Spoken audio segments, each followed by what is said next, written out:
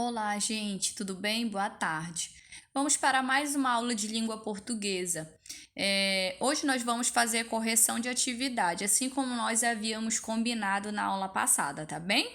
Então vamos lá. Você vai precisar pegar o seu livro didático e o seu livro de atividades, tá bom? Nós vamos fazer essa aula em duas etapas. Primeiro, a gente vai fazer a correção das páginas do livro didático, tá? Começando aqui pela página 22, tá bem? Onde ele pede para você organizar as ideias. Aqui ele vai trazer todos os conteúdos que foram abordados na unidade e aí justamente ele pede para você organizar, é uma forma de você revisar o conteúdo, todos os conteúdos que a gente estudou, tá bem? Ele pede na questão 1 para você assinalar as características do gênero verbete de dicionário, tá bem? Aqui você verifique se você marcou corretamente no seu livro. Ele trouxe texto, ele trouxe como correto texto objetivo que tem por finalidade informar o leitor. Correto, né? O verbete ele é um texto informativo, né? Ele busca informar o leitor, tá bem? Nos dicionários de língua portuguesa, os verbetes são organizados em ordem alfabética, com subdivisões, e apresentam informação gramatical sobre o termo, acepções e expressões produzidas com a palavra. Há também informação sobre a origem do vocábulo. Correto, professora? Com certeza, corretíssimo, né? Como nós vimos aí na aula de língua portuguesa, o verbete ele traz informações daquela palavra. Essas informações, elas são organizadas em ordem alfabética justamente para facilitar para o leitor, né?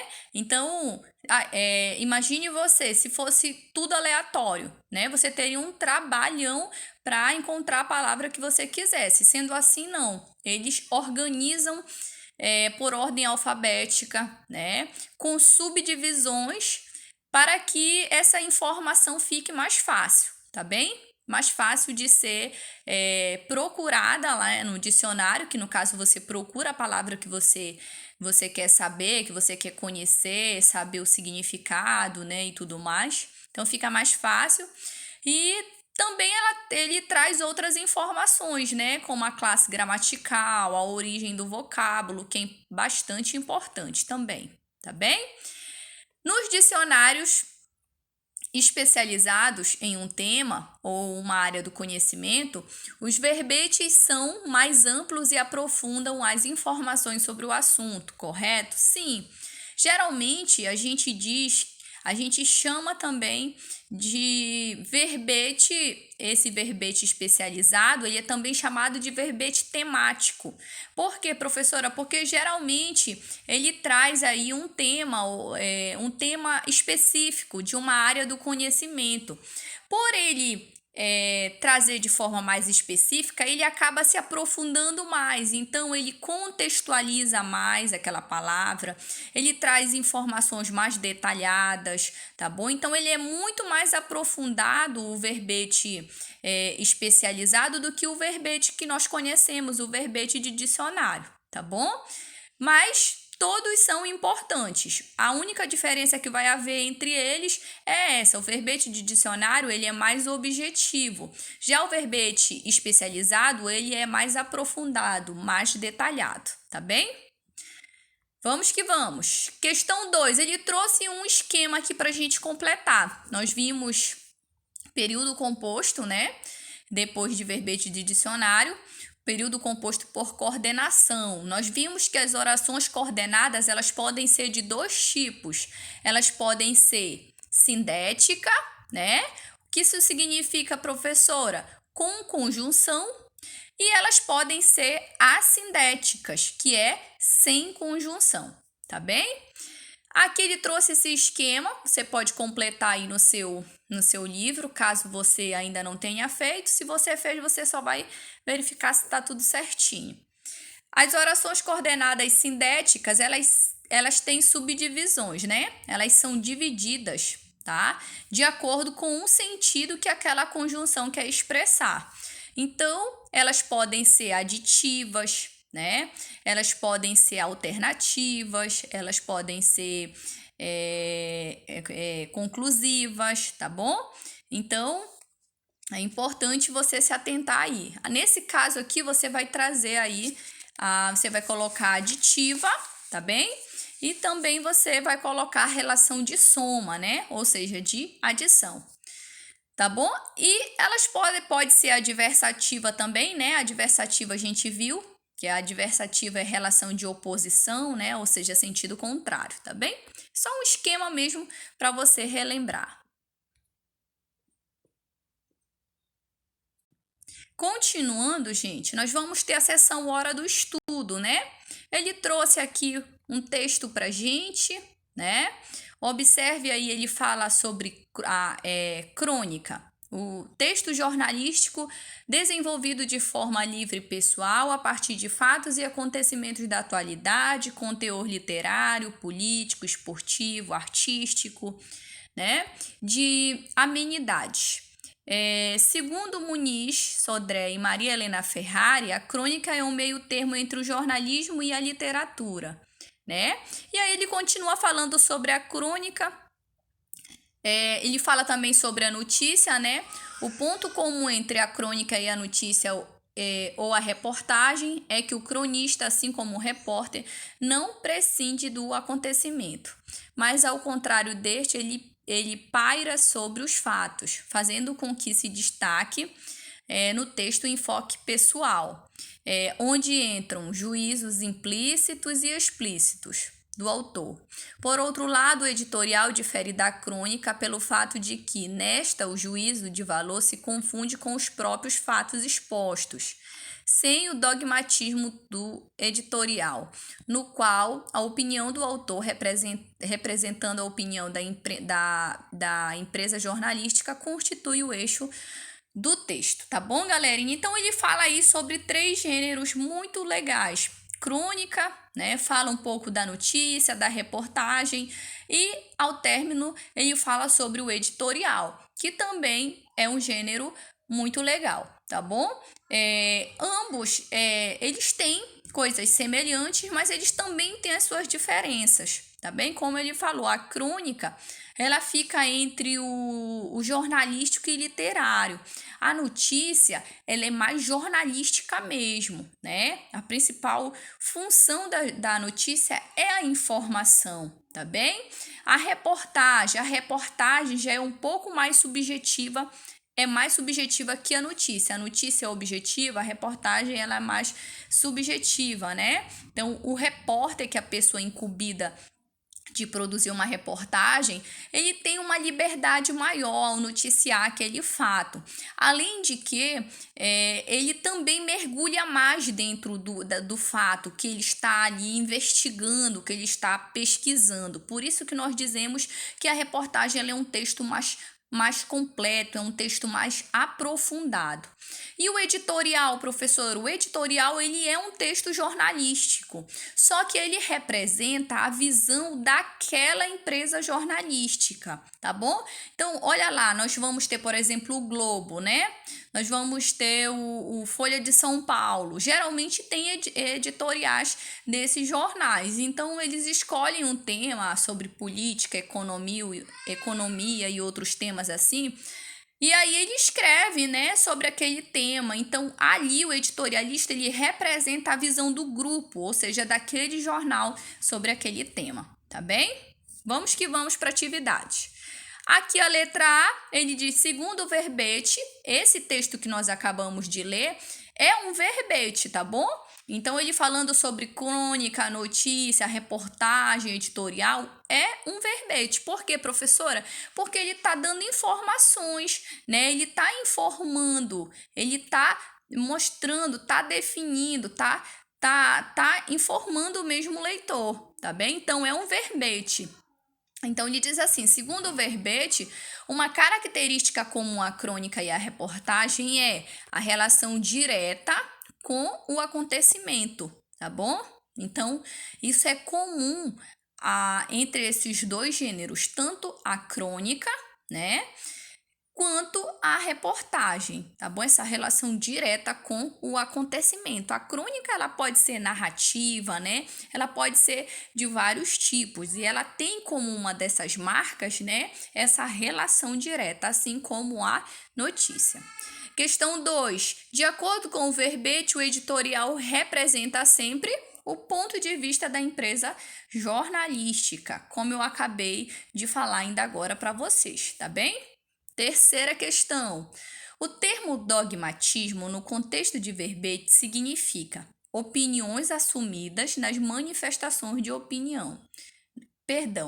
Dogmatismo são opiniões assumidas como verdadeiras e imutáveis, tá bom? Então, nesse contexto aqui, desse verbete, o dogmatismo, ele representa, tá, essas opiniões assumidas como verdadeiras e imutáveis, tá bem?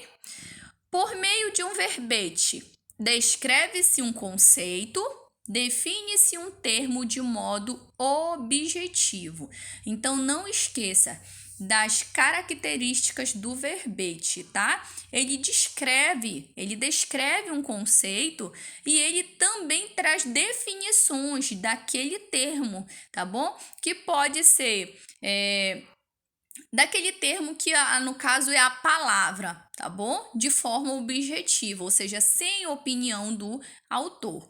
Então, não esqueça, o verbete, ele é um texto expositivo, tá? Que busca informar, né? Levar, descrever um conceito e definir aquela palavra, né? Mostrar os significados daquela palavra, né? Os contextos de uso, né? Os exemplos de uso, tá bem? Então, vamos avançar. Aqui a questão 5. Nós vamos ter aqui o trecho, entre aspas, ele trouxe um trecho aqui para você, né? Toda a infância é varrida de tias. Umas mais velhas, outras mais moças. Muitas vezes eu chegava em casa e caía sobre mim aquela saraivada de tias. Quando fui para a escola pública, uma tia me levava, a outra me trazia, tá? Então, o trecho entre aspas corresponde à acepção, ou seja, sentido ou exemplo de uso. Exemplo de uso, tá bem? Questão 6. Quantas orações há em uma tia me levava, outra me trazia? Elas são coordenadas sindéticas ou assindética, tá? As duas orações, elas são coordenadas assindéticas. Professora, por quê? Observa aqui, tá? Uma tia me levava, outra me trazia. São duas orações distintas, tá bom? Elas não estão sendo ligadas por meio de nenhuma conjunção, tá? Então, nesse caso, elas são orações coordenadas assindéticas. A única coisa aqui que separa essas duas orações é o uso da vírgula, tá bem? Então, você vai colocar aí na sua resposta, as duas orações são coordenadas assindéticas. A sétima questão, aqui na sétima, ele pede para você reescrever o trecho, uma tia me levava, outra me trazia, empregando uma conjunção que estabeleça as seguintes relações. Olha só que legal. Relação de oposição, né? Oposição. Aí você vai ter que colocar a conjunção que vai estabelecer essa relação de sentido. O mais sem i, a gente já estudou o porém, o todavia, tá bom? Então, olha só, uma tia me levava, mas outra me trazia. Aí você diz, professora, posso colocar outra conjunção adversativa? Sim, pode colocar o porém. Uma tia me levava, porém outra me trazia. Você pode colocar o todavia também. Uma tia me levava, todavia outra me trazia. Tá bom? Porque essas conjunções elas vão estabelecer justamente esse sentido de oposição, tá? E na letra B você vai estabelecer relação de sentido de soma, ou seja, de adição. Uma tia me levava e outra me trazia. Nós já sabemos que esse e aí ele sempre vai ter um valor aditivo, tá bem? Vamos lá, para a gente finalizar. Aqui na questão 8, tá? Ele trouxe aqui um verbete né? Sobre o tambor. Ele trouxe o conceito de tambor, né? Tambor, olha as informações.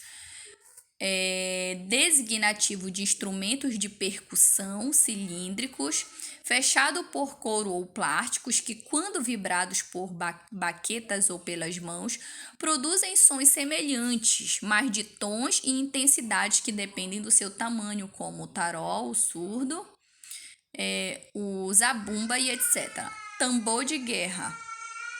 Definição 1. Tambor de tamanho médio de som vibrante, caixa clara. Tambor surdo. 1. Tambor mais alto que o tambor de guerra e de sonoridade mais abafada. Tá bom?